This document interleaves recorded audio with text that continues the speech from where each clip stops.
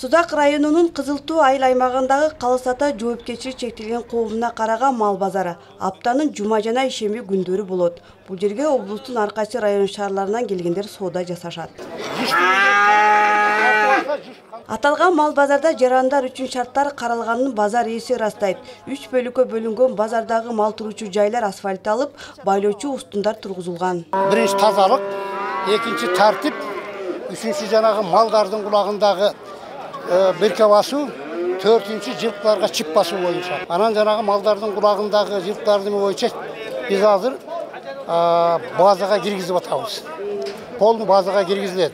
Биздин мал базарга кулагында идентификациясы жок малдар сатууга уруксат берилбейт. Албетте мындагы шартка жарандар ар кандай көз карашта. Бирөө үчүн ыңгайлуулук бар болсо, башкалар үчүн жоктой.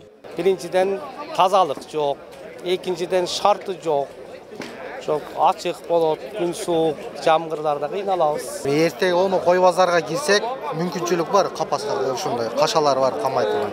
Анан бүгүн берде бардыгы болгон үчүн ушинтип кармап турабыз.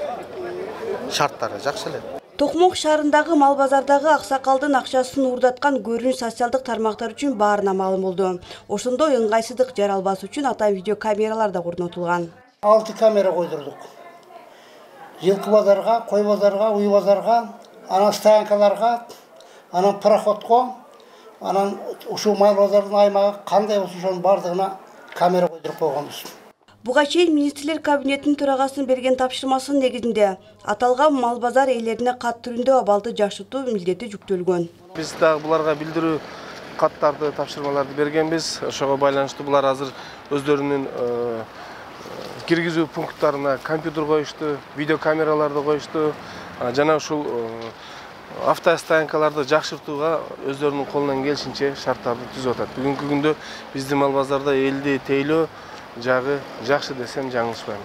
Бардык жерлер асфальтталган, бирок тамак азыктардын жолгата жайгашканы бул жакта санепет көзөмөлдөө кызматынын иши баркалбай калганын түшүндүргөнсүйт. Гүлжан Амандоева, Байман Тургуналиев, Судак району.